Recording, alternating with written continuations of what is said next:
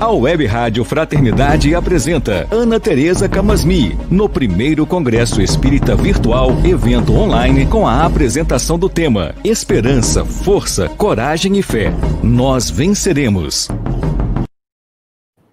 Então é com você, vamos vencer, né, Ana Tereza? Bom trabalho. Bom dia, amigos. É uma alegria enorme estar aqui com vocês nessa manhã.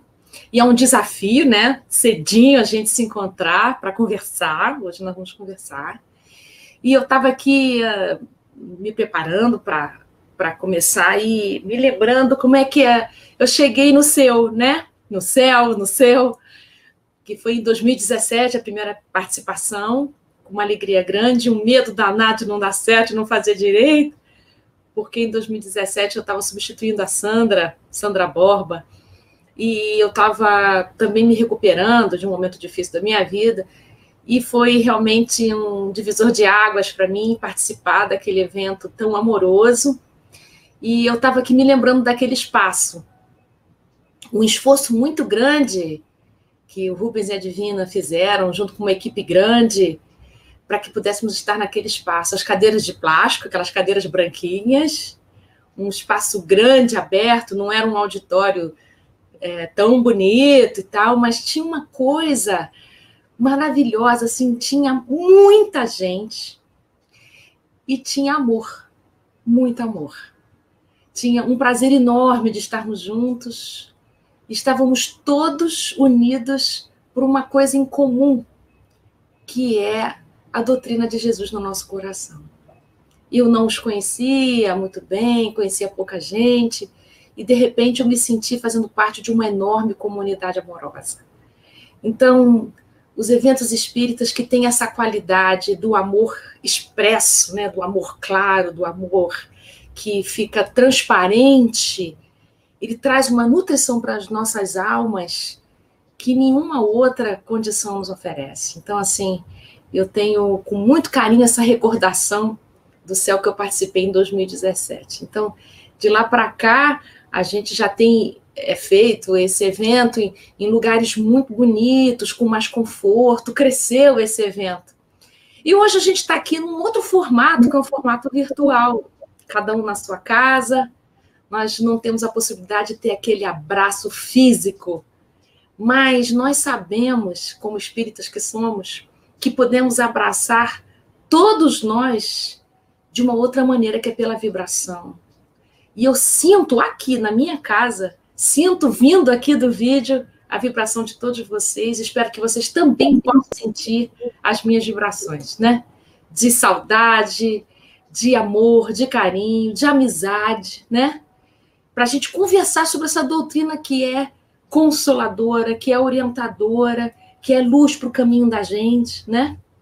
Então, sintam-se todos abraçados agora, né? Aquele abraço gostoso e quente de amigos que se reencontram depois de um grande tempo de batalha. Porque agora, gente, a nossa batalha a gente já está conseguindo ver luz no fim do túnel, né? Nós já estamos conseguindo perceber que estamos saindo de um grande nevoeiro. Não saímos ainda, mas nós já estamos conseguindo ver o lado de lá. Então, hoje a minha conversa é para a gente falar sobre essa passagem, né? Porque a gente precisa de muita força, coragem, fé, esperança, para a gente continuar, para a gente prosseguir. Então, se eu fizesse essa palestra em outro momento das nossas vidas, eu não falaria nada do que eu vou falar hoje. Mas essa nossa conversa de hoje está acontecendo numa transição muito importante que o nosso mundo está passando. E essa transição, tá certo que tem a transição planetária, mas eu vou falar da transição específica, que é a gente passar por uma pandemia, por uma dor que é coletiva. A gente conhece as dores individuais, né? Ah, fulano está passando por um desemprego, fulano está passando por um luto e tal, fulano está passando por uma dor física, mas uma dor coletiva é a primeira vez que, pelo menos, eu experimento isso nessa encarnação, né? Nós temos notícias de outras experiências semelhantes em outras encarnações, mas nessa é a primeira vez que a nossa dor é igual à dor do japonês, é igual à dor do russo, é a dor do chinês, é a dor do alemão, do americano, do índio, todos ficamos iguais de repente, em algo que nos une profundamente, e onde também, nessa fragilidade, todas as nossas características que estavam um pouco ocultas também estão à mostra. Então, os nossos medos, os nossos egoísmos, os nossos orgulhos, as nossas pequenezas, ou seja, estamos vulneráveis. E é interessante que nessa vulnerabilidade, que é comum a todos nós, que poderia nos aproximar muito, muito mais, que poderia acender a chama da solidariedade, também está trazendo à luz um monte, mas um monte mesmo, de características que precisam de educação, de cuidado, de atenção. Então, nós estamos experimentando uma coisa muito interessante, que é interessante, não estou achando nem bonito nem feio, é só interessante, curioso, que é a experiência da alienação. E o ser humano faz isso nos momentos em que ele é muito tocado e não sabe como lidar com aquilo que ele toca. Então, a indiferença, a alienação, a anestesia, a negação, né? O entorpecimento, essa experiência, não é que o nosso coração é mau, é porque o nosso coração é de menino, como diz Paulo de Tarso. Coração de menino, ou seja, não tem ainda amadurecimento para enfrentar de peito aberto o que estamos vivendo.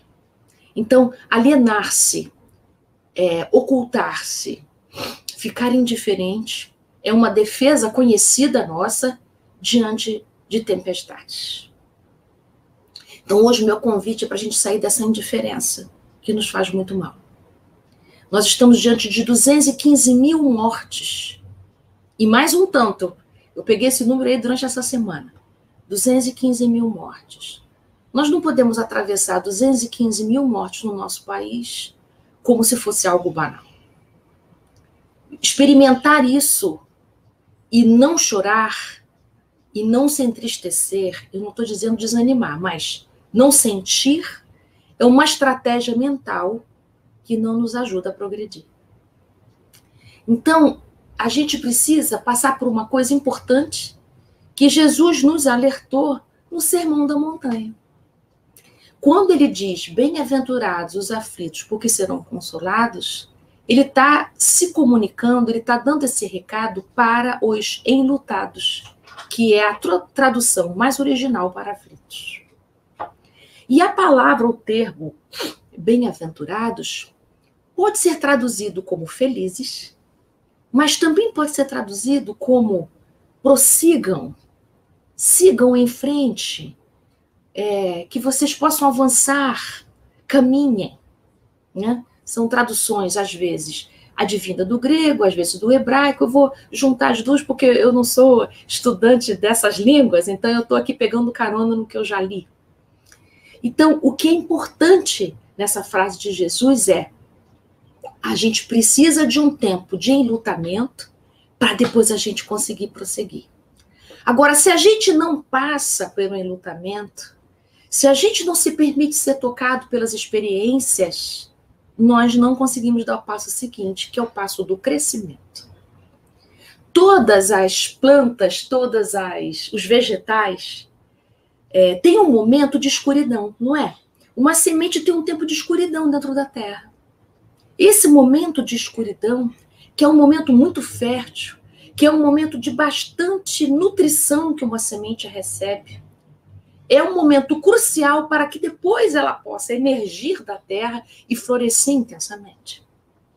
Nós também precisamos visitar os nossos umbrais interiores. Precisamos entrar num lugar de reflexão profunda. Então, Leon Denis diz que a gente precisa compreender que as dores profundas nos fazem entrar em conexão com partes da nossa alma que são desconhecidas para nós. Porque nesses lugares existe potência. Nesses lugares profundos da nossa alma é que a gente tem conexão com as nossas experiências anteriores de outras vidas e que nós armazenamos recursos anímicos, recursos emocionais, recursos psíquicos muito valiosos. Então, se a gente fica só na superfície, se a gente ficar só na parte de cima, chega uma hora que esgota os nossos recursos. Então, a gente pode ser assolado pela dúvida, pelo desânimo, falta-nos ancoragem no que é mais profundo. Então, as experiências densas, elas nos convidam a esse mergulho profundo. Mas esse mergulho profundo tem uma finalidade. Esse mergulho profundo, à semelhança das raízes de um vegetal, quanto mais profundo na terra, mais recursos nutritivos uma raiz pode adquirir. Então, o que é que faz a gente mergulhar profundamente? É só a gente permitir ser tocado pela experiência. Então, o que a gente faz? A gente começa a ter essas notícias difíceis, então a gente se aliena, a gente diz assim, eu não quero mais escutar essas notícias, eu não quero mais falar sobre esse assunto, eu não quero mais saber sobre isso. Então, eu vou para o shopping, né? Então, eu vou comer. Então, eu vou me divertir. Então, a gente faz um processo de alienação. Se você não quer ver essas notícias porque isso te deixa muito desconfortável, por que não fazer uma oração? Por que não fazer uma meditação? Por que não ler um trecho do nosso Evangelho, qualquer outro livro doutrinário, que lhe ajude a compreender a transição planetária que a gente está fazendo? Por que você vai para a distração? Porque ir para a distração é o que a gente aprendeu. Nós aprendemos uma coisa chamada compensação, né? Isso os adultos equivocadamente fazem com as crianças. Todas as vezes que as crianças passam com alguma dor, a gente dá uma compensação, né? Machucou, eu dou um doce, né? Ficou chateado, não, então vamos passear. Então você vai ganhar uma roupa nova. Então, a gente aprendeu e a gente passa para frente esse entendimento que toda dor precisa de compensação. Então, a gente chega na vida adulta, quando a gente passa pelas dores naturais da existência, a gente quer uma compensação. Então, olha o nosso conceito equivocado do que é felicidade. Por isso, Jesus vai dizer que a felicidade não é desse mundo. Quando ele está dizendo que a felicidade não é desse mundo, não é que ele está dizendo que a gente não pode ser feliz, não. É que a felicidade espiritual não pode ser alcançada com os valores do mundo material. Então, se a gente entende felicidade como ausência de problema, se a gente entende felicidade, viver com tudo bacana, com tudo certo, sem nenhuma turbulência, sem frustração, sem o não, se a gente entende felicidade só como sendo saciedade, como sendo satisfação, realmente a felicidade não é desse mundo. Porque a felicidade espiritual é de outra ordem. A felicidade espiritual é aquela que nos ajuda a atravessar as tempestades da vida, porque ela não é alcançada com essas questões exteriores. Então, a felicidade espiritual é um estado de conexão interna.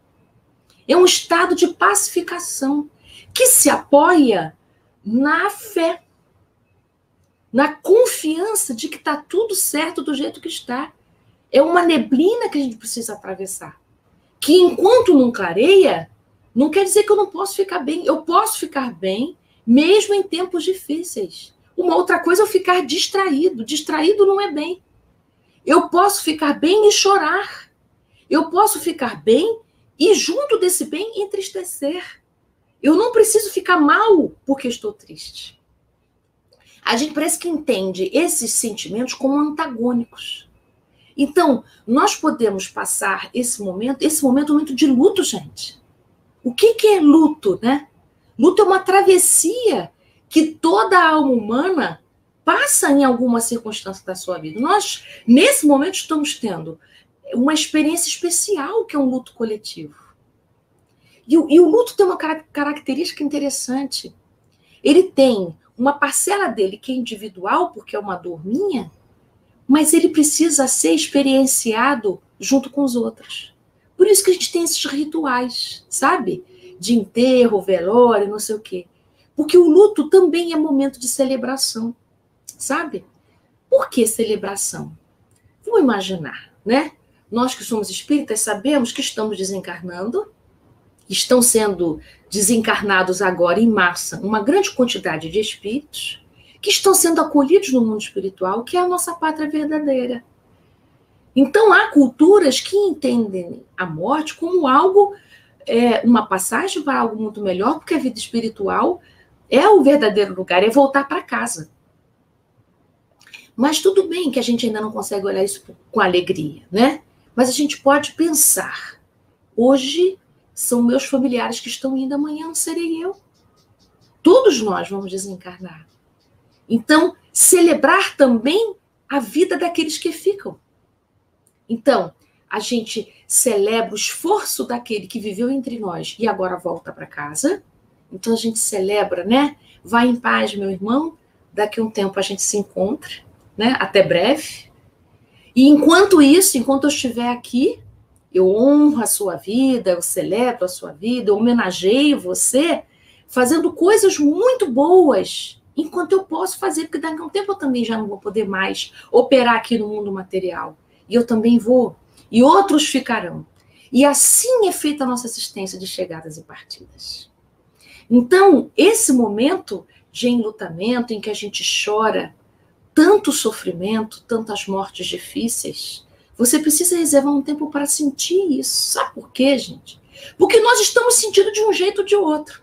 O fato da gente não fazer conexão, o fato da gente não estar atento para isso que está acontecendo, não quer dizer que a gente não esteja sentindo, não. Então, eu vou pegar um trecho aqui desse livro novo que saiu, do Manuel Filomeno de Miranda. Deixa eu passar um pouquinho mais para cá.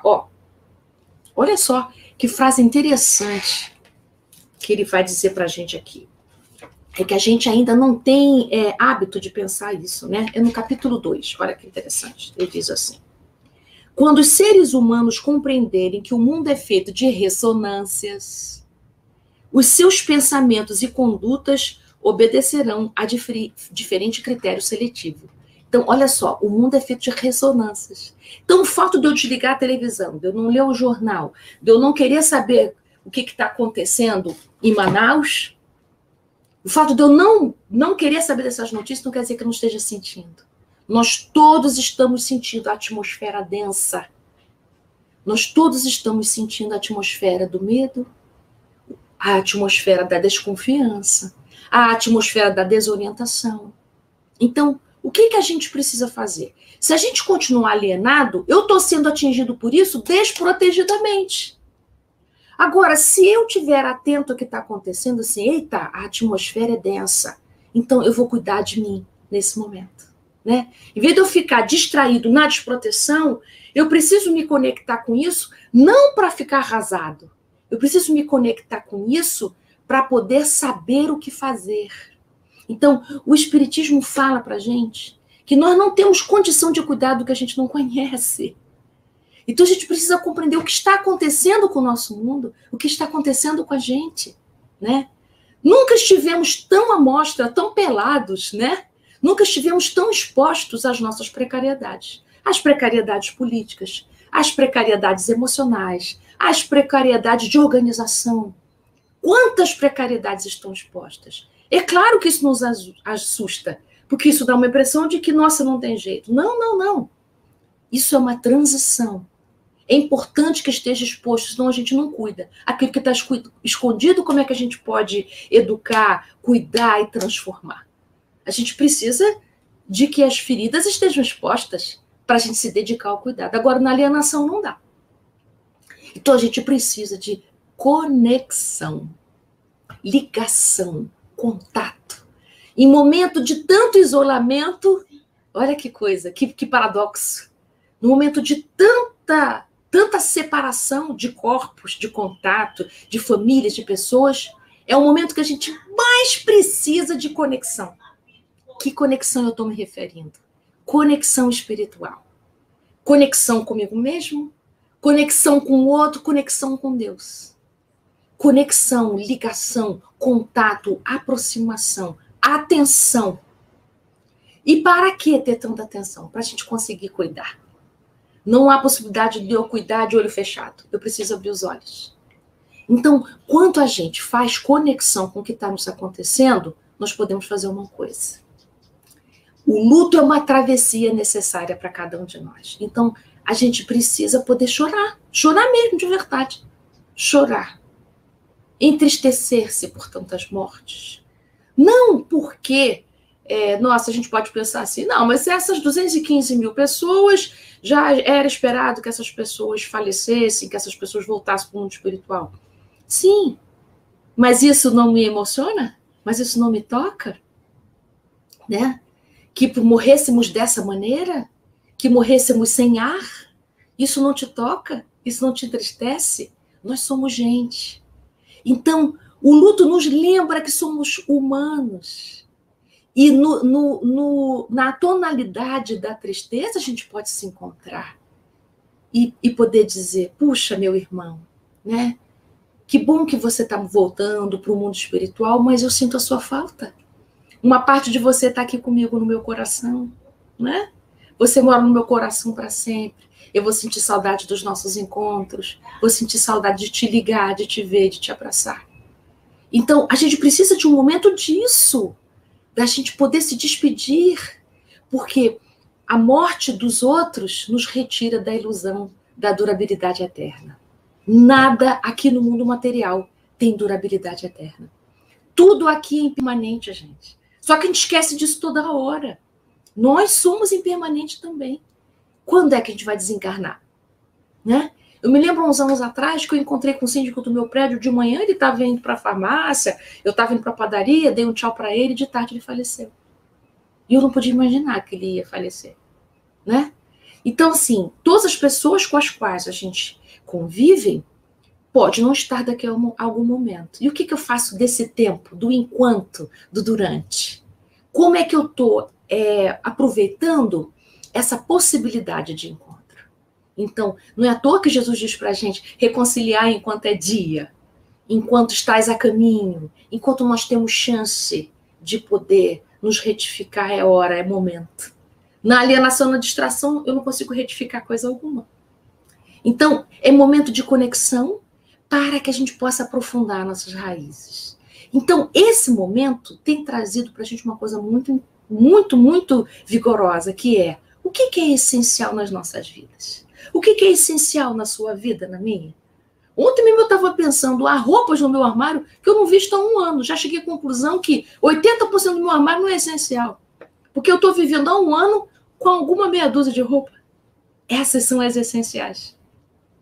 O que é essencial de fazer? Quantos de nós fomos convidados a olhar que podemos reformular a nossa maneira de trabalhar, de viver, de conviver com os nossos entes queridos, né? Então, é momento da gente poder olhar para o essencial.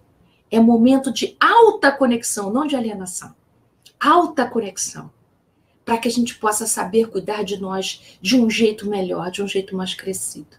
E quando tudo isso passar, nós vamos perceber o salto que nós demos, né? Quantos degraus a gente conseguiu conquistar nessa experiência de conexão. Então, é por isso que alguns teóricos chamam o luto como sendo um portal. Um portal de amadurecimento. A gente pode ou não entrar nele, né? Um portal de amadurecimento. O luto é um portal tanto quanto a gratidão é um grande portal. Isso é dito por Joana de Angelis no livro Psicologia da Gratidão. Quando a gente aprende a agradecer não é dizer obrigado pela limonada, obrigado pelo passeio, não. Agradecer aquilo que é difícil de viver. Quando a gente consegue agradecer o que é difícil de viver, isso é um portal. Esse é o estágio máximo da gratidão, o que exige maior amadurecimento de um espírito. A gratidão verdadeira e sincera. Não é aquela assim, tá bom, né? Então tá bom, eu agradeço momentos difíceis e tal, não tem jeito mesmo, não. Não é dessa gratidão que a Joana se refere, não. A gratidão pelos momentos difíceis, porque é a compreensão interior e profunda de que aquilo que foi muito difícil de eu experimentar me fez conquistar países interiores que eu jamais iria. Então, é quando a gente compreende a finalidade do sofrimento. Então, o sofrimento, uma das finalidades do sofrimento, além da gente pensar em resgate do passado, né, da gente pensar no quanto a gente cura feridas velhas, mas há sofrimentos que nos elevam qualitativamente a alma. Quem já passou por esse tipo de sofrimento e conseguiu atravessar o portal da gratidão sabe o que eu estou querendo dizer. É um estado da alma, inclusive, que a gente não consegue explicar. A gente começa a olhar para a vida de um lugar diferente. Não é que a gente se desinteressa da vida. É um outro patamar emocional, sabe? A gente começa a olhar para o mundo e para as pessoas de um lugar completamente diferente. É a qualidade de vínculo que muda, a qualidade de presença no mundo que muda, né? Inclusive, até a prece muda. Para de ser uma prece pedinte, passa a ser uma prece de constatação, de conscientização, igual conversa de amigo, em que a gente vai comunicando para Deus as percepções. Olha, Deus, eu tenho percebido isso na minha alma. Tem isso aqui que eu não estou entendendo ainda, mas eu tenho percebido isso, tenho percebido aquilo. É impressionante quando a gente atravessa o portal da gratidão, a gente começa a olhar para os nossos vínculos, a olhar para os nossos relacionamentos, não mais como necessitados e mendigos afetivos. Ninguém mais nos deve coisa alguma. A gente começa a olhar as pessoas como oportunidade de crescimento. Então a gente começa a entender que nada é pessoal, gente, nada. Nenhuma relação é pessoal no sentido, ninguém está aqui para me prejudicar e ninguém está aqui para me exaltar. Todos são personagens de uma história temporária, sabe? De uma peça de teatro que eu estou vivendo aqui, não no sentido fantasioso, mas é uma cena criada para o meu amadurecimento e que, ao mesmo tempo, eu colaboro para o amadurecimento do outro. Aí, gente, essa história de ciúme, inveja, competição, isso tudo desaparece porque a gente entende que essas pessoas são somente oportunidades para a gente melhorar. Somente. Na próxima encarnação, estaremos numa configuração completamente diferente. Talvez não sejam essas pessoas exatamente, né? Muitas mudarão, outras ficarão, dependendo de como a gente conviveu esse tempo aqui. Então, vocês estão entendendo o que eu estou querendo dizer com portal? Então, olha só, luta é um portal, gratidão é um portal, nascimento também é um outro portal, né? Quando a gente consegue passar, por exemplo, por um adoecimento grave, como uma doença intensa, e a gente, quando atravessa esse portal, mas nem todos passam por essas doenças dessa maneira, mas depois daquela grande experiência, retifica toda a maneira de viver, é portal também. Então, a experiência material aqui é uma experiência, uma encarnação que oferece alguns portais. A gente pode ou não atravessar. Por enquanto, tá? Por quê? Como nós estamos transitando para o mundo de regeneração, para que a gente possa chegar aos mundos seguintes, que são mundos mais amadurecimentos, o mundo de regeneração, ele é um mundo transitório, tá? Ele não é um mundo feliz ainda não. Mas, por enquanto, é convite. Daqui a um tempo, necessariamente todos passaremos por esses grandes processos de amadurecimento, porque todos os espíritos estão fadados ao progresso. Então, todos passaremos por esses portais. Por enquanto é convite. A gente pode acelerar ou a gente pode atrasar isso, né? Mas está ficando apertado esse tempo, sabe? A gente está precisando caminhar. Então, bem-aventurado você que está vivendo algum tipo de enlutamento. Será um consolado. Consolado, vamos lá para a história do Consolador Prometido, que é o Espiritismo. Isso é o capítulo 6 do Evangelho segundo o Espiritismo, que tem um item que eu acho bonito demais, que é o item 4, que é o Consolador Prometido. O item todo é lindo, mas tem um trechinho aqui que eu gosto dele e queria analisar com vocês, para já ir encaminhando para a finalização do nosso trabalho de hoje. Nesse momento aqui, Kardec vai explicitar que o Espiritismo traz para nós o objetivo do sofrimento, por isso que ele é consolador. Mas vamos ver a palavra consolador, né? Fazendo uma brincadeira aqui. Consolo, né? Aquele que está junto de quem se acha sozinho. Então, assim, o Espiritismo é esse consolo que está junto de nós, que nos acompanha.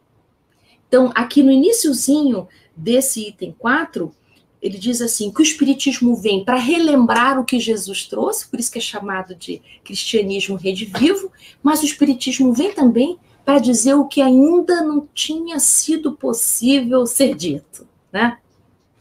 Então, é nesse sentido que ele é consolador. Então, olha só, se a gente precisa de consolo, é porque a gente precisa de duas coisas, né? Trazendo isso como uma metáfora para a gente. Você lá no seu sofrimento, como é que você pode ser consolado? Escutando coisas que você não sabia e lembrando que você tinha esquecido. É assim que a gente ganha consolo. Então, a gente precisa ser relembrado e precisamos receber conhecimento novo. Se a gente pensar isso em termos de autoconhecimento, uma coisa que nos consola é lembrar de quem a gente é, né? Ser relembrado do que a gente é e receber informações novas a nosso respeito. Então, o Espiritismo pode nos ajudar muito nesse processo duplo de relembrar quem nós somos e de receber entendimentos novos ao nosso respeito. Então, o que nos ajuda nessa travessia tão difícil, de olhar 215 mil mortes, em que nos sentimos impotentes diante disso, nós precisamos lembrar de quem nós somos e precisamos adquirir conhecimentos novos ao nosso respeito e a respeito de tudo que está acontecendo, para que possamos nos sentir consolados, né? Não é na alienação que a gente alcança essas duas coisas. Para a gente ser consolado, tem que se conectar com a aflição. Para a gente conseguir sair desse grande nevoeiro, a gente tem que conhecer o nevoeiro, gente. Conhecer a extensão do nevoeiro, sentir a densidade do nevoeiro, para a gente poder saber que tipo de recurso podemos lançar mão para que a gente possa atravessar, não é? Em vez de ficar atabalhoado.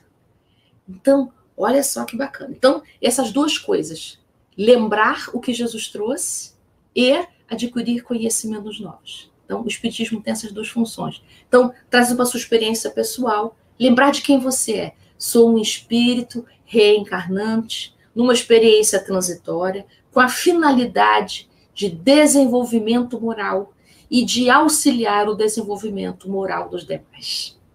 Lembra de quem você é. Então, mas estamos passando por uma pandemia. Sim, mas quem está passando pela pandemia? Um espírito que está numa experiência transitória, num mundo transitório, com a finalidade de progredir e auxiliar no progresso dos demais. Não muda? Não muda tudo? Né? Pensando assim, você quer furar a fila da vacina ou você quer esperar a sua vez? Não é? Isso muda muito porque nos leva a um comportamento ético-moral. Então, lembrar de quem você é. Jesus já disse quem nós somos. Então, o Espiritismo nos faz lembrar quem nós somos. E o Espiritismo também traz conhecimento sobre aquilo que a gente não sabe, que não era possível a gente saber na época, mas agora a gente já sabe. Então, a gente já sabe que agora é a hora em que as vulnerabilidades expostas, né, todas as nossas fraquezas expostas, passaremos por muitas coisas difíceis. Então, vamos fortalecer nosso espírito para passar por isso. Bem-aventurado, ou seja, avante, vamos em frente, prossigamos enlutados. Prossigamos enlutados mesmo, porque não dá para a gente passar por isso rindo à toa, não é? Nós estamos passando por isso ao mesmo tempo que a nossa alma está sendo trabalhada. Então é assim, gente, a gente vai andando na ponte, construindo a ponte. É trocando o pneu do carro com o carro andando. É assim que nós estamos. Nos aprontando e atravessando a dificuldade. Impressionante quanta força nós temos para atravessar tudo isso. Nós fomos feitos de um material espiritual próprio para passar por isso que nós estamos passando. Deus não permitiria a gente passar por isso se não tivéssemos condições de passar. Então, nós temos condições de passar por isso. A finalidade, fortalecimento das nossas almas, desenvolvimento moral, crescimento. Então, Kardec vai dizer aqui, bem-aventurados os aflitos, porque serão consolados. Mas como há alguém de sentir-se ditoso por sofrer, se não sabe por que sofre? Então, o Espiritismo veio dizer para a gente por que a gente está sofrendo. Claríssimo? Por que a gente está passando por isso? Porque faz parte do nosso processo de crescimento. E nessa experiência coletiva, nós estamos crescendo também. Poderíamos crescer mais? Se a gente se esforçar, podemos. Podemos acelerar o crescimento? Podemos. Podemos piorar essa situação, estagnar o nosso progresso? Podemos. Andar para trás, não. mas a gente pode andar lentinho, podemos. Então, o Espiritismo mostra o objetivo do sofrimento. São crises salutares. Olha que termo lindo. Crises salutares. Então, são crises que têm como objetivo a saúde espiritual do homem, né? Produzem a cura. Então, a gente está se curando, gente. Mas a gente precisa sair da desconexão.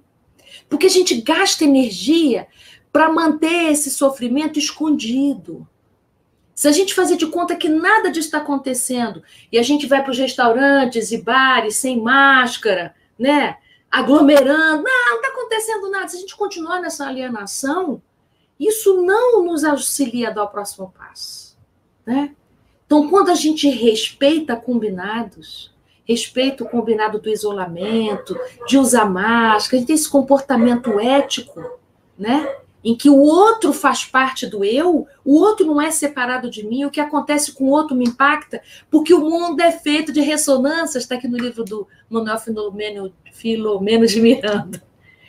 Então, esse momento de depuração da Terra está nos ajudando a sair do egoísmo, que parece que é natural para a gente. Não, o egoísmo não é natural, não, gente, é defesa.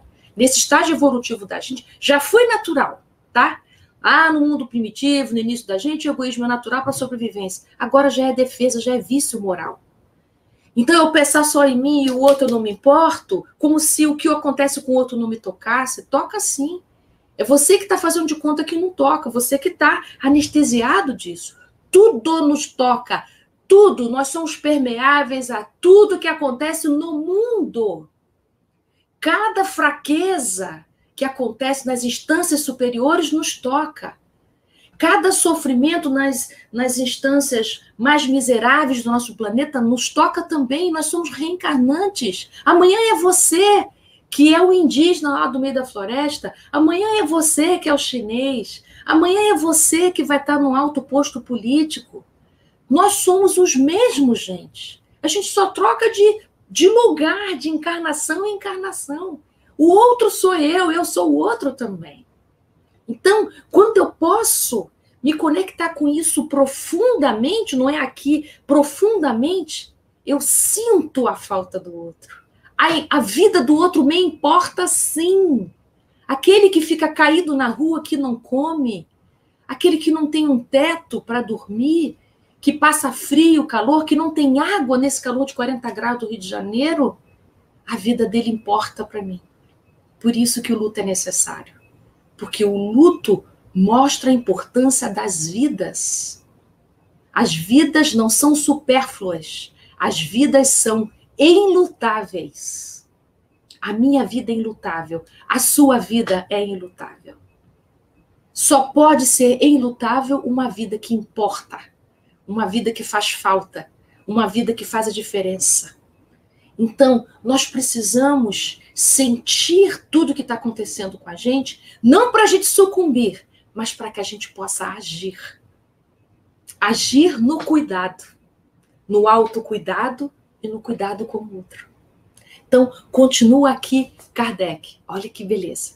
Então, os sofrimentos são crises salutares, que produzem cura e é meio de depuração para garantir a felicidade. Olha aí que lindo. Então, nós estamos no rumo da felicidade, mas não estamos lá ainda. Que felicidade? Não é felicidade de tudo bonitinho. É felicidade espiritual. É a felicidade do amadurecimento. É a felicidade da ampliação da visão. A vida é muito mais do que essa instância material. Esse mimimi que a gente tem aqui, né? A vida é transcendente, a vida espiritual transcende esses parâmetros que os nossos olhos físicos podem ver. Então, olha que coisa linda. Agora a parte mais bonita. O Espiritismo lhe dá fé inabalável no futuro, né? Porque a gente está entendendo que aqui é só um pedaço, né? Que nós estamos rumando para a próxima etapa. Está todo mundo em transição, né? Então, olha que bonito. Por causa dessa fé no futuro, aquela dúvida pungente não mais se lhe apossa a alma. Ai, que lindo isso! Então, a gente até pode ter dúvida, mas a dúvida não me toma mais. Porque eu sei que nós estamos no meio de um processo de amadurecimento. Então, até tenho dúvida, mas a dúvida não me torna cética. A dúvida não esteriliza, não paralisa os impulsos do meu coração. Tá? Então, a dúvida vem, é importante a gente ter dúvida para a gente não ficar cego nas certezas, mas eu tenho a fé que me faz atravessar a dúvida, a fé no futuro, e aí a dúvida não apossa mais a minha alma. Ou seja, eu sou mais do que a minha dúvida. A dúvida não é senhora de mim, né? Porque essa dúvida viciosa, será que, não tem jeito? Essa dúvida, ela retira toda a força da gente. Então, essa fé no futuro é o que constitui a nossa força para a gente atravessar a neblina, né? Uma vez eu assisti uma palestra, já não sei mais de quem, gente, mas eu gostei dessa frase. Quando a gente não vê a luz no fim do túnel, é que a gente não chegou no meio ainda. Olha, que frase ótima. É porque a gente não chegou no meio, calma. Quando você chegar no meio, você vai ver a luz no fim do túnel. Ou seja, tenha fé. Tem luz no fim do túnel, sim, é uma questão de tempo. Mas você precisa caminhar, senão você não vai chegar no meio do túnel e não vai ver luz alguma. Então não é um milagre que vai acontecer com a gente, gente. Não vai descer ninguém do céu e nos retirar dessa experiência, claro que não. Mas a espiritualidade maior está descrita nesse livro aqui, que eu me referi, do Manuel Filomeno. Equipes imensas estão nos apoiando, nos protegendo, nos ajudando nesse processo de travessia pela pandemia. Imensas equipes em treinamento e em trabalho e apoio a todos nós. Continuando aqui, gente, já me encaminhando aqui para o fim. A parte aqui que eu sou apaixonada é essa, tá? Dando-lhe a ver do alto as coisas. Então, o Espiritismo nos ajuda a ver do alto. Ou seja, o Espiritismo modifica a nossa perspectiva. Porque vocês sabiam que o nosso sofrimento depende da nossa perspectiva? Né? Uma criança pequenininha tomando vacina no bracinho, ela vai chorar muito, ela não sabe por que ela está tomando isso, pode achar que o culpado é a mãe porque deu essa vacina, que mãe malvada, né? Então, a perspectiva é curta de quem é pequenininho. Então, olha para o sofrimento como sendo algo muito pessoal e que lhe prejudica. Mas se a gente cresce e lembra daquela vacina, poxa, ainda bem que a minha mãe me vacinou para eu não sucumbir, para eu não morrer, né? Então, o Espiritismo, ele oferece para a gente uma perspectiva ampla, dando-lhe a ver do alto as coisas. Aí diminui as vicissitudes terrenas. Ou seja, a gente, com esse olhar ampliado, vai olhar o tamanho do que nos faz sofrer menor do que efetivamente a gente sente. Isso é maravilhoso de pensar, né? Frase aqui do Kardec, olha, dando-lhe a ver do alto as coisas, a importância das vicissitudes terrenas somecer no vasto e esplêndido horizonte que descortina. E a perspectiva de felicidade que o espera lhe dá paciência, resignação e coragem para ir até o fim do caminho. Opa! Então, duas coisas aí para a gente não esquecer. O que o Espiritismo nos oferece? O Espiritismo é um grande consolador prometido, porque altera a nossa perspectiva, amplia a nossa perspectiva, né, sobre tudo que a gente está passando, nos mostra um outro olhar para tudo que a gente está experimentando. Então, quando a gente tem esse outro olhar, a gente começa a ver a finalidade do sofrimento. Porque com um olhar curto, a gente não consegue perceber a finalidade do sofrimento. A gente acha que Deus está nos punindo. Inclusive, o nosso entendimento sobre Deus muda.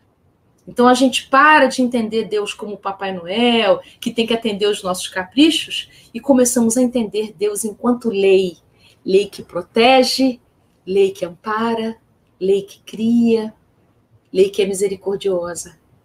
E que envia muitos mensageiros. Jesus Cristo é o maior mensageiro que a gente já conheceu. E Jesus Cristo ainda promete para a gente, olha, uma maneira que eu vou estar junto de vocês é através do Espiritismo. Ele vai lembrar vocês todas as coisas que nós conversamos aqui durante esse tempo, desse pequeno tempo que eu passei junto de vocês aqui na Terra, esses 3 anos que a gente lembra, né? Os 3 últimos anos da vida de Jesus. E ele também vai informar sobre coisas que vocês não estavam maduros ainda para entender. Por isso que é a terceira revelação, né?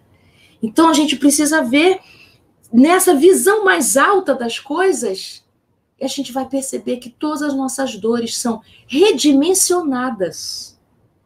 E, em segundo lugar, a gente passa a aumentar todas essas potências desconhecidas da nossa alma, que eu falei, que quando as raízes se aprofundam e a dor da perda é a que mais rápido nos leva a esse lugar, o aprofundamento, né? Uma metáfora que eu faço é, quando chove, a terra molha e as raízes aprofundam, né? O sol intenso ajuda para outras coisas, mas o que ajuda uma raiz a aprofundar é a água da chuva. E na nossa experiência humana, a água da chuva são as lágrimas. Então, as nossas lágrimas nos permitem aprofundar as raízes. E essas raízes alcançam alimentos profundos da nossa alma, onde a espiritualidade atua, a espiritualidade maior atua nessa nutrição. Então, nesse aprofundamento da alma, em que a gente dá menos atenção a essas distrações, a gente sai dessa superfície da vida corpórea, tem que pagar conta, tem que dar conta disso, tem que lavar roupa, tem que isso, tem que juntar dinheiro, tem que juntar recursos, não posso passar necessidade, tarará. Eu saio disso e nesse aprofundamento eu começo a olhar o que é essencial, o que eu vim fazer aqui nessa encarnação, qual a minha contribuição para o progresso dos que convivem comigo esse tempo de encarnação.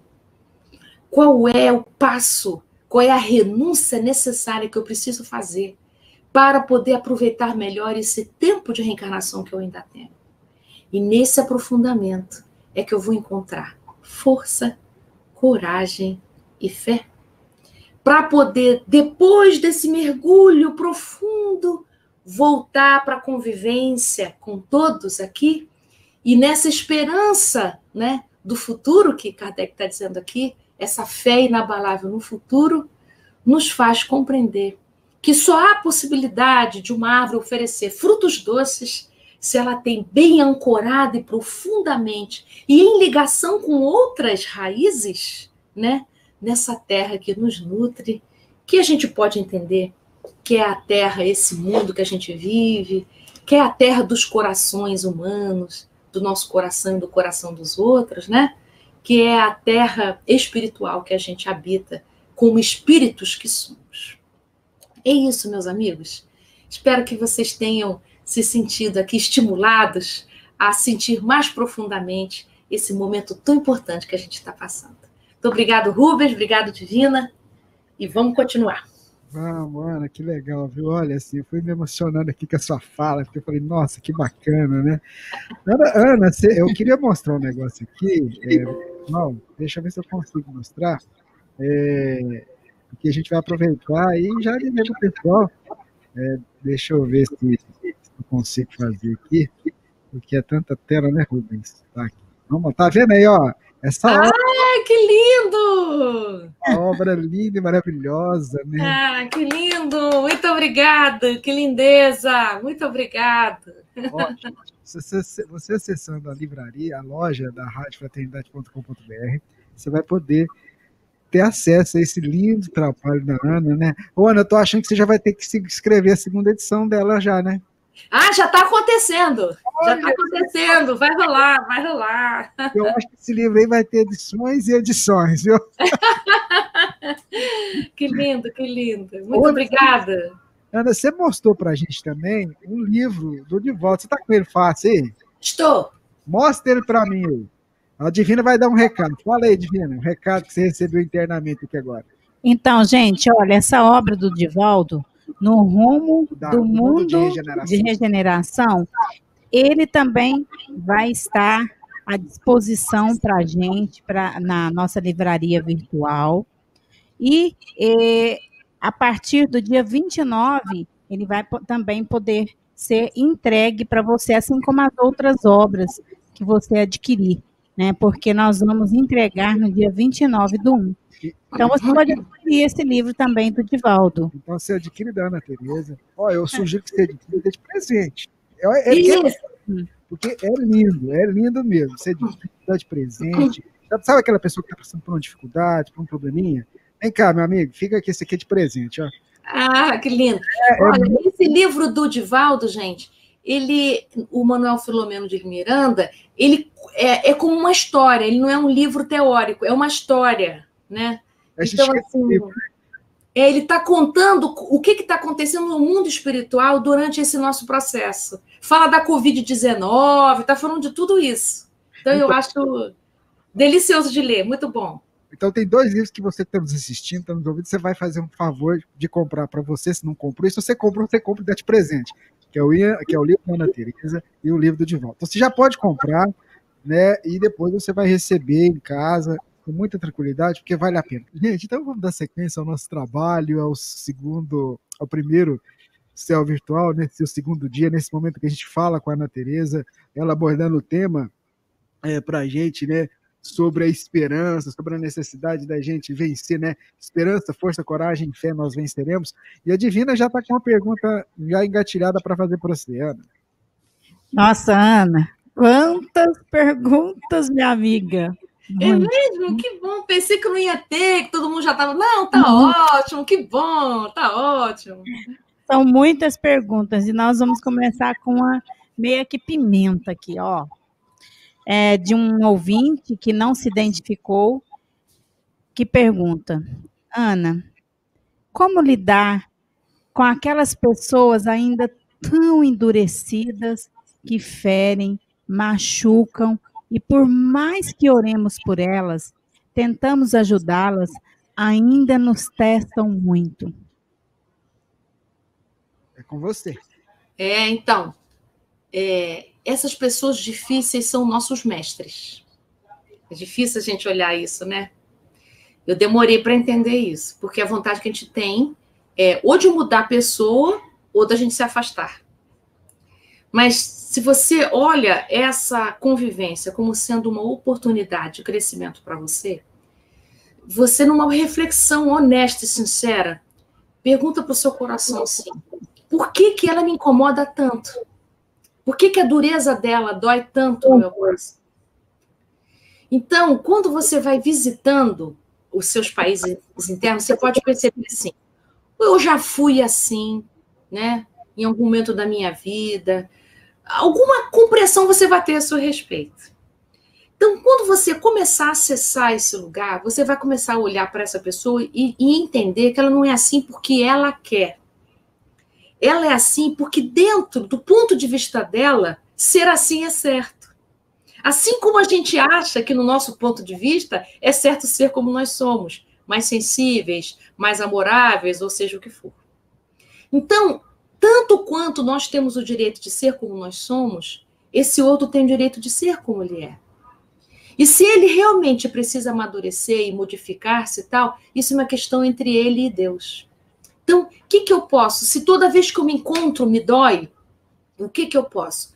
Então, você tem algumas atitudes de cuidado com você. Como você pode se cuidar um pouco para não se ferir tanto nesse cuidado, né? Nesse encontro com ela? Como é que você pode fazer, né? Que tipo de atitude? Por exemplo, você pode começar a observar que pontos positivos ela tem e contar para ela esses pontos positivos. Isso ajuda muito a amolecer um pouco defesas da personalidade muito intensas. E continuar orando sim. Porque se essa pessoa está no seu caminho, alguma justificativa tem. Muito bem. A gente está aqui acompanhando a nossa querida Ana Teresa nesse segundo dia do primeiro Céu Virtual. Ana, tem uma pergunta interessante aqui, deixa eu pegá-la para a gente trazer para você. A Neide Dias está acompanhando a gente lá no Facebook e ela faz um comentário, uma pergunta. Olha, quando levo aos amigos que desconhecem a nossa doutrina, a grande maioria não se acalma. Ela está fazendo referência com esse momento. Inclusive, alguns reagem com medo e revolta. Aí ela queria saber de você o seguinte: você acha que eu devo continuar tentando acalmar os corações dessas pessoas? O que você pode dizer para ela? Olha, aí vai depender de você, né? Se você quer continuar acalmando ou não. Mas uma coisa que eu já entendi nas minhas aventuras desse tipo de diálogo é assim: uma pessoa, para se sentir consolada, a gente precisa legitimar o que ela sente. Então, para alguém que está nervoso, não adianta você dizer para ela, calma, né? Para quem está nervoso, para quem está desesperançado, para quem está triste, para quem está chateado, a primeira coisa que a gente tem de dizer é: eu sei que está difícil para você. Eu sei que esse momento aqui está muito difícil para todos nós. Então, o primeiro passo do consolo é a constatação da dor. Eu não posso, diante de alguém que está sentindo alguma raiva, ódio, não sei o quê, dizer para ela não sentir isso. Não é isso que vai fazer ela sair daí. Então, a primeira coisa que eu preciso dizer é constatar, né? Nossa, tá duro mesmo. Nossa, tá pesado mesmo.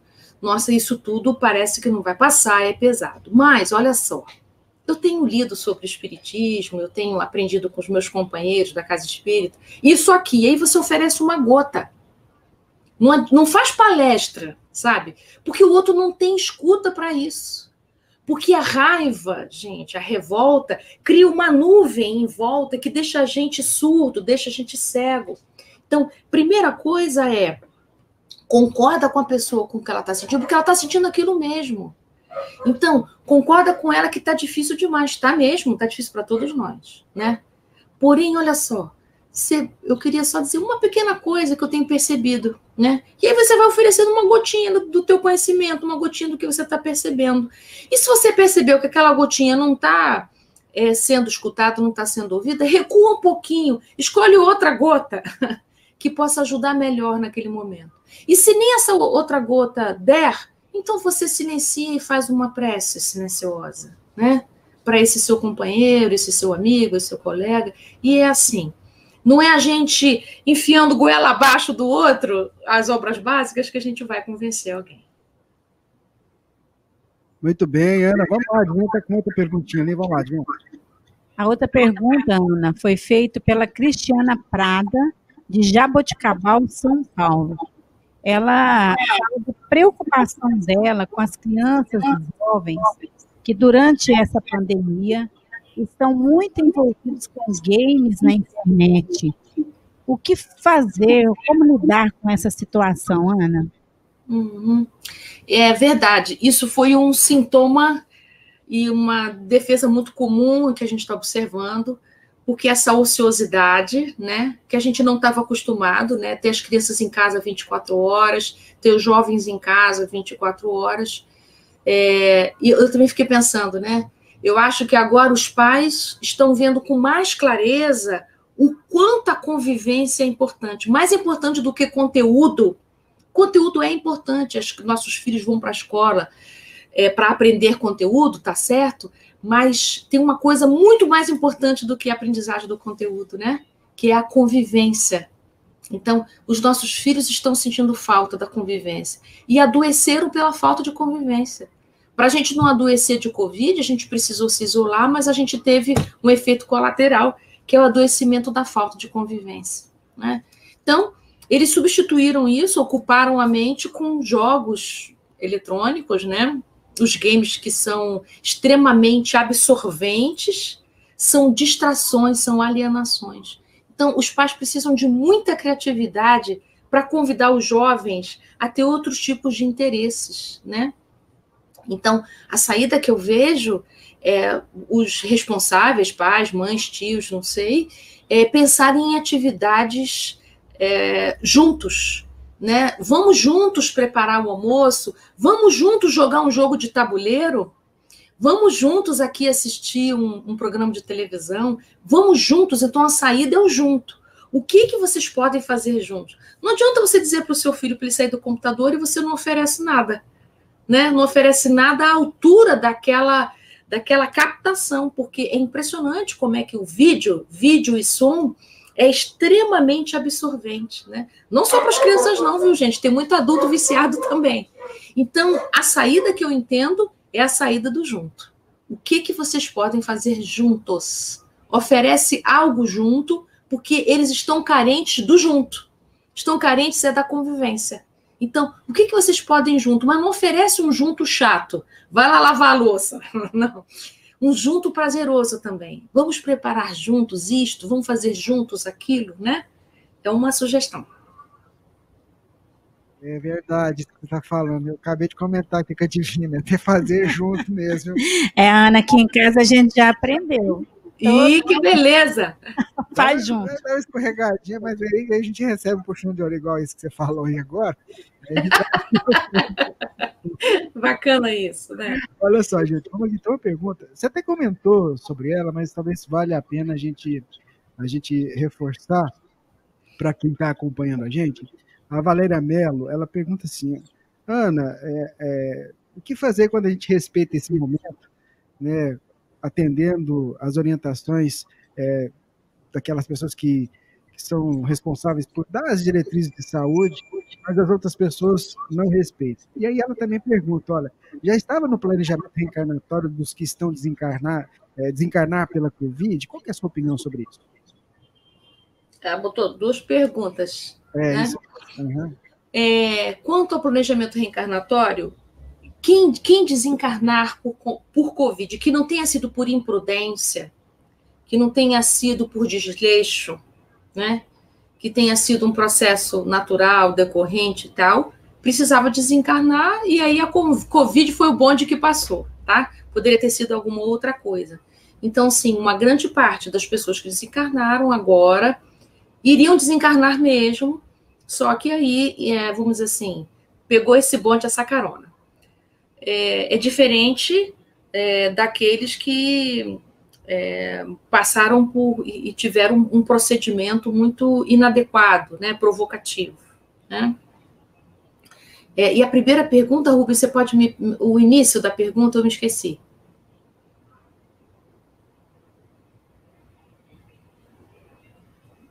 Muito bem, ao vivo é assim mesmo, né? Porque a gente chama ali, eu falo, peraí, tá aqui, tô voltando. Eu esqueci, eu me dediquei à segunda parte, esqueci a primeira parte. Então, deixa eu pegar aqui a primeira parte para a gente falar. Na verdade, o que você até falou realmente durante a palestra, o que ela quer saber por exemplo, as pessoas seguem as orientações, por exemplo, da Organização Mundial de Saúde, de respeitar o isolamento, de usar máscara, de não se aglomerar, e tem aquelas outras pessoas que acabam não respeitando isso. Eu acho que não está acontecendo nada. Você falou um pouquinho disso dentro da sua explanação, tá. Se puder abordar isso, até para nos alertar com relação, até porque quando você acabou de falar na resposta da questão do desencarne pela Covid, é a nossa responsabilidade diante daquilo que a gente faz, daquilo que a gente faz, né? Exatamente. Então, olha só, vou aproveitar para falar uma coisa que eu não sei se eu explorei bem isso, assim. Nós não temos o hábito da conexão. Nós não temos o hábito da atenção. Nós temos o vício da desatenção, né? A gente tem o vício da desconexão. Por isso que a gente precisa fazer prece. A prece é um recurso para a gente, se conectar. Se nós fôssemos naturalmente conectados com a espiritualidade maior, conectados com a vida, conectados com os propósitos da vida, a nossa vida seria uma prece, né? Então, nós precisamos de muitas estratégias para fazer conexão. E meditação, e tomar medicamento, e fazer prece, e não sei o quê, e tomar paz. A gente precisa de um monte de recursos para a gente se alinhar, e a gente se conectar, e a gente conseguir alinhar, né, espiritualmente os nossos propósitos e tal. Então, pensando nisso, a gente sabe o que precisa para poder manter as condições mínimas de saúde, mas a gente não consegue seguir. Vou dar um exemplo que nem é da Covid, por exemplo. A gente sabe que a gente não deve comer, por exemplo, açúcar em excesso, gordura em excesso, e a gente come mesmo assim. Isso é desconexão, né? A gente sabe que é salutar dormir cedo para acordar cedo. A gente sabe que é salutar a gente fazer uma higiene de pensamentos negativos. A gente sabe que é salutar não fazer fofoca, não falar mal da vida alheia. A gente sabe de tudo isso. Mas a gente, tão desconectado que a gente do que a gente sabe, a nossa ação fica distante do que a gente sabe. Em momentos de crise, a gente recorre ao que a gente sabe, mas a gente não tem o hábito de se conectar com o que a gente sabe. Então, as nossas crises poderiam durar muito menos se a gente tivesse mais conexão. Então, as crises, como diz Kardec aqui nesse capítulo do Cristo Consolador, são crises salutares por quê? Porque as crises corrigem o nosso prumo, né? Nos lembram quem a gente é, de onde a gente veio, o que a gente está fazendo aqui. É mesmo, eu sou um espírito reencarnante, estou aqui para progredir e ajudar no progresso do outro. Como é que eu posso sair sem máscara, né? Então, quando eu estou nesse processo, não tem doença, não, deixa para lá, eu vou beber com os meus amigos, vou fazer festa clandestina, eu não vou usar máscara, isso acontece com os outros, não é comigo. Quando eu tenho esse comportamento alienado, isso é falta de conexão, falta de lembrar quem a gente é, o que a gente está fazendo aqui. Nós estamos atravessando uma pandemia, isso é momento de enlutamento, tem muitas mortes. Nós precisamos nos cuidar, precisamos nos nutrir, cuidar da gente, para a gente conseguir sair disso vivos e saudáveis, porque não adianta sair vivo no corpo e mentalmente doentes, né? Então, olha só, nós estamos tomando agora a primeira dose da vacina. Entre a primeira e a segunda dose, tem muita gente que vai piorar o comportamento. Por quê? Por causa da desconexão. Se desliga, se distrai. Já tomei a primeira dose, então estou livre e tal. Não está livre, não. Só depois da segunda dose é que, efetivamente, seu sistema imunológico vai ter condições de processar as defesas necessárias. Então, isso é falta de consciência, mas isso não é porque não sabe. Então, a gente tem uma grande distância entre o que a gente sabe e a nossa ação. É impressionante o desvio que a gente faz. A gente sabe, mas a gente desvia, faz igual o filho pródigo. E aí precisa de crises para poder voltar a alinhar com o que a gente sabe. Então, esse nosso comportamento distraído, vamos dizer assim, ele é característico dos espíritos que habitam o mundo de provas e expiações. Então, nós estamos num grande processo de aprender a sustentar conexões, a sustentar a ligação com Deus, a sustentar a ligação conosco e a sustentar a ligação com os nossos companheiros de jornada. Muito bem, Tereza, os amigos que estão acompanhando com a gente esse instante, esse momento. Tem uma outra pergunta, eu acho que é um grande desafio mesmo esse tal dessa pandemia, porque as perguntas estão tudo nesse... porque é doído para a gente, Eu acho que o negócio é desafiador mesmo. É bom de conversar, temos que conversar sobre isso, sentir isso. Você sabe, quando começou, eu falei, gente, vai passar rapidinho. Quando começou, eu achei também que em 2 meses a gente estaria ok. É verdade, é verdade. Que ingenuidade, né? Então, Ana, ainda dentro dessa questão, a Rosélia, ela nos enviou uma mensagem, ela é o seguinte, falando desse momento, né? Mas aí ela acrescenta assim, olha, mas também vivemos problemas de pressão de irmãos da doutrina que não aceitaram as regras de isolamento, querendo realizar a todo custo reuniões únicas. E aí, na afirmação de que esses irmãos que estavam desencarnados precisavam de nós, de nossos fluidos, para ajudá-los a amenizar suas aflições. Como interpretar esse momento em que tivemos que nos isolar e como que a espiritualidade conta com os médios encarnados nesse momento de tanta dor? Essa é uma realidade que a gente também recebe aqui muito na Rádio Fraternidade, viu? Muitas pessoas perguntando, querendo saber sobre isso, viu, Ana? Bom, eu prefiro confiar nas nossas federativas, as orientações que as federativas fizeram para as casas espíritas é que mantivessem as orientações da Organização Mundial de Saúde, né? Quando a gente se desatenta das orientações científicas, de todas as orientações de segurança, dizendo que a espiritualidade precisa da gente lá no Centro Espírita, custe o que custar, a gente precisa observar as orientações que Kardec disse, né?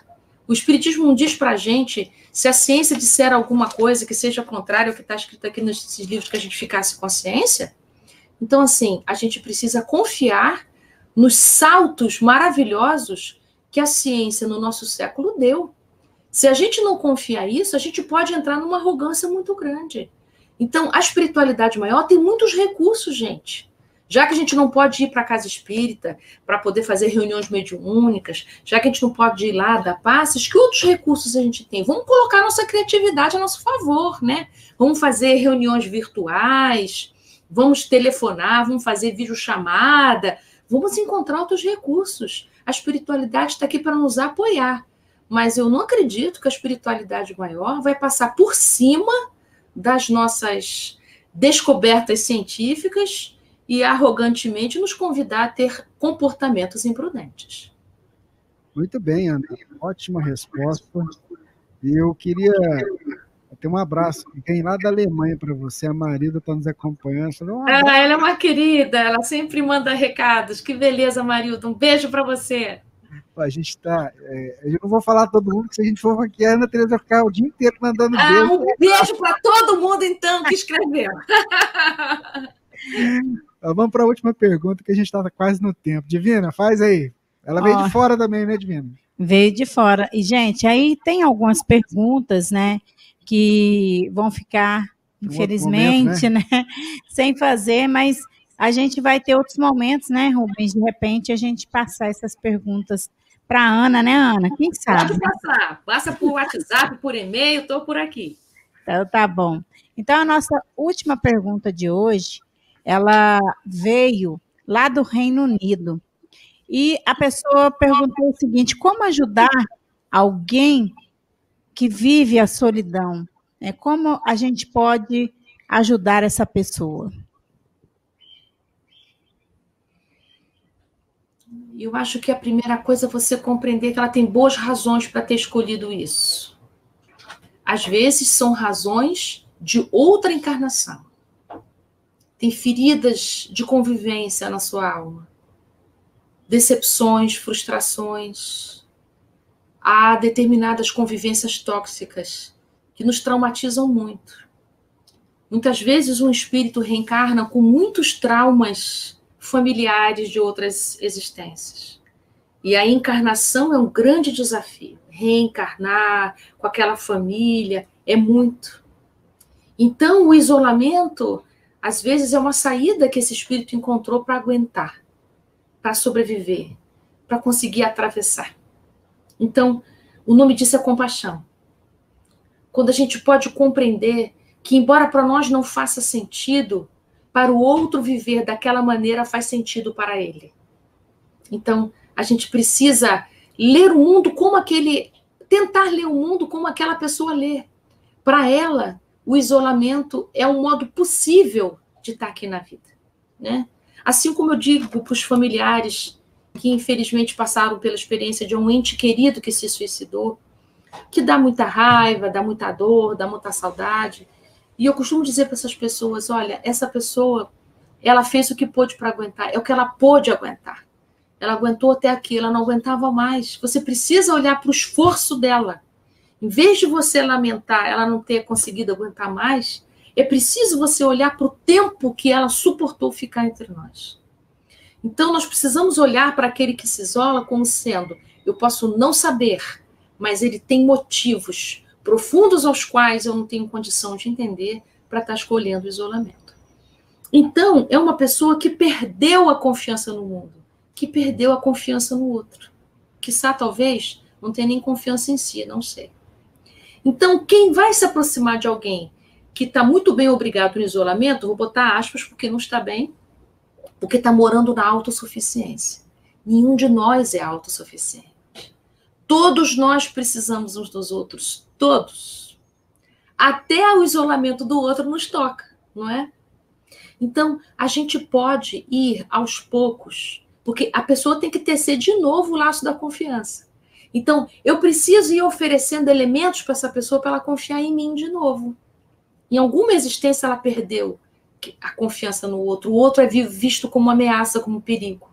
Então, eu preciso ir oferecendo recursos de confiança. Então, tem que ser devagarinho, muita confiança, tecendo com paciência, né? Convidando para pequenas coisas, coisas curtas, de curto prazo, fazer junto alguma coisa devagarinho, mostrar uma coisa, enfim, paciência. É um pezinho depois do outro. Você não sabe o que aconteceu para que ela pudesse chegar nesse nível de isolamento. Então, muita calma, muita paciência e oração, né?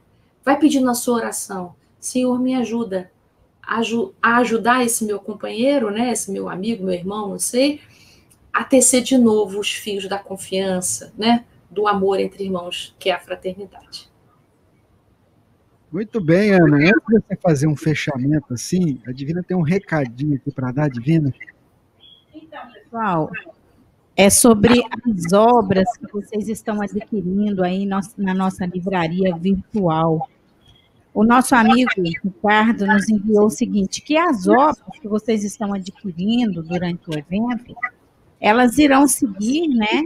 Elas irão ser encaminhadas para vocês a partir do dia 25/1, segunda-feira. Somente o livro do Divaldo, que esgotou, e eles irão receber uma nova remessa no dia 29/1, que serão enviados a partir desse dia. Tá certo? Muito bem, Divina, obrigado. Ana, então fica o fechamento aí para a gente sobre essa temática que a gente teve com você abordando. E eu de coração queria agradecer pela parceria que a gente tem desde aquele 2000. Você vê que Deus, ele escreve certo por linhas certas mesmo. Que maravilha. Desde aquela época, quanta história, quanta coisa aconteceu, né? Mas aí faz um fechamento para a gente desse tema que você abordou e falando aos corações dos nossos amigos que estão aí acompanhando a gente. Então, queridos, nessas palavras finais é para a gente, eu vou parafrasear aqui o título do nosso encontro de hoje, muita força, muita coragem, muita fé, mas é junto que a gente vai atravessar isso. Nós estamos atravessando momentos difíceis juntos e só podemos sair disso juntos. Não existe solução individual, isolada, para a gente cobrir tanta dor. Agora, se podemos sentir dor, é porque o nosso coração é sensível. Então, esse nosso coração sensível, capaz de sentir dor, ele também é um coração capaz de sentir amor, saudade, não é? Alegria, prazer de estar junto. Então, lembrar que isso é uma neblina. Isso não veio para ficar para sempre. Isso é uma neblina. Nós estamos atravessando juntos um grande nevoeiro. Mas se a gente estiver de mãos dadas, a gente vai atravessar isso com mais condições quando a gente chegar do lado de lá. Agora, se a gente soltar as mãos, e é cada um por si, eu não quero nem saber o que acontece com você, fica muito mais difícil para o outro e para mim também. Então, lembra que nesse momento nós estamos sendo testados no nosso egoísmo. É impressionante isso. Testados não é para tirar nota 0. Testados quer dizer, é para quebrar o nosso egoísmo. Esse teste que a gente está passando agora é o teste para a gente desistir desse caminho que nunca nos levou a bons lugares. Então, esse momento é um grande convite para a gente desenvolver o amor, a solidariedade, a fraternidade, a compaixão, abrir os nossos olhos para o lado e abrir os nossos olhos também para dentro. Um grande abraço, com muito carinho, com certeza nós já estamos vencendo. Que bacana, realmente é isso mesmo. E quem sabe, né, se Deus permitir, a gente está junto em 2022, né? Ah, vamos estar, todo mundo vacinado, você vai ver. Presencialmente. Como diria o nosso irmão Simão Pedro, Deus lhe pague, viu? Oh, Deus abençoe vocês também. Gente, adorei estar juntos, estou morrendo de saudade de vocês dois. Estou adorando vocês aí juntinhos. Vocês estão aqui no meu coração, viu? Grande beijo, até breve. Obrigado para você, para toda a família, o nosso carinho também, viu? Fica com Deus. Obrigada. Beijão para você.